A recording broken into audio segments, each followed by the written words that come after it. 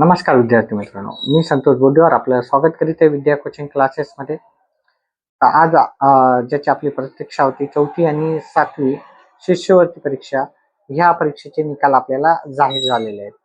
तर ते तुम्ही ऑफिशियल वेबसाईट MSCE किंवा PUPPSS ह्या अधिकारी वेबसाईटला जाऊन विजिट देऊन आपण आपले निकाल पाहू शकता. त्याच्यासाठी आपला एक छोटासा व्हिडिओ पण बनवलेला आहे, निकाल कसा पाहायचा काही नाही. त्याच्यामुळे जे चॅनेलला नवीन असतील त्यांनी आपल्या चॅनेलला सबस्क्राईब करा, जेणेकरून तुम्हाला मी जे पण व्हिडिओ अपलोड करतो त्याची माहिती तुम्हाला भेटत जाईल. आपल्या चॅनेलवरती आपण वेगवेगळे व्हिडिओ बनवतच असतो. त्याआधी ज्या विद्यार्थी त्यांना ह्या परीक्षेमध्ये भरघोस यश मिळालेलं आहे, म्हणजे पात्र विद्यार्थी झाले शिष्यवृत्तीला, त्यांचं हार्दिक अभिनंदन. आणि त्यांनी ह्याच प्रकारची तयारी आपल्याला पुढच्या येणाऱ्या परीक्षेमध्ये ठेवायची आहे. चौथीच्या मुलांना 5वीला नवोदयाची परीक्षा असते. तर त्या परीक्षेला आपण चांगला अभ्यास करायचा असा ठेवायचा आहे, जेणेकरून त्या परीक्षेमध्ये आपल्याला भरघोस यश मिळेल आणि नवोदयाला आपला नंबर लागेल. त्याचप्रमाणे 7वीला जे विद्यार्थी पास झाले त्यांचं सुद्धा अभिनंदन.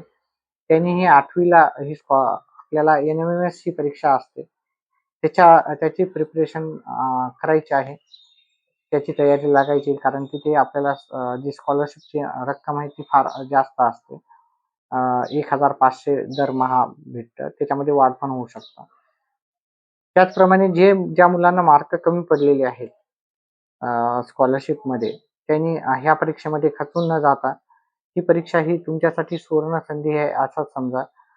ह्या परीक्षेमुळे आपल्याला मार्क, ज्यांनाही कमी मार्क पडले त्यांनी असा विचार करायचा की बाबा आपण कुठेतरी अभ्यासात कमी पडलो असेल किंवा आपल्याला सरावाची आवश्यकता फार जास्त आहे.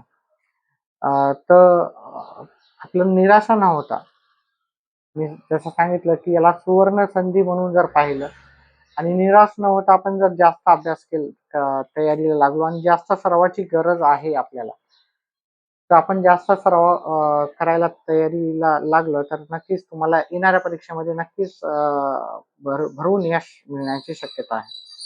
त्याच्यामुळे निराश न होता ह्या परीक्षेला आपल्याला काय करायचं आहे,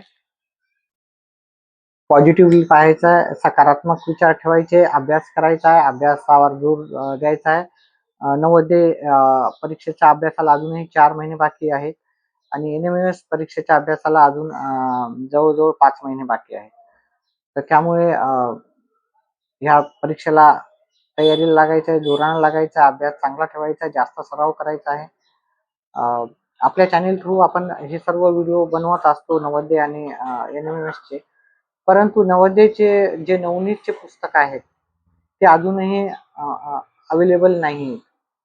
परंतु अपेक्षा करू की ह्या काही दिवसामध्ये 4-5 दिवसामध्ये ते पुस्तकं येतील आणि जसेच पुस्तकं येतील तसंच आपण आपल्या चॅनेल थ्रू आपण काय करतो की ह्या सर्व अभ्यासक्रमावर, घटकांवर आधारित आपण व्हिडिओ बनवत असतो आणि ते पण फ्री ऑफ कॉस्ट. काही शंका असतील ते आपण समजून सांगण्याचा प्रयत्न करत असतो. त्याच्यासाठी आपल्या चॅनेलला सबस्क्राईब करा आणि पुन्हा एकदा ज्यांना स्कॉलरशिपमध्ये चांगलं यश मिळालेले आहे त्या सर्वांचं हार्दिक अभिनंदन. अभिनंदन. तर ह्या व्हिडिओमध्ये एवढंच. नक्कीच पुढच्या काही क्लासेसमध्ये आपण पुन्हा भेटू. व्हिडिओ पाहिल्याबद्दल धन्यवाद.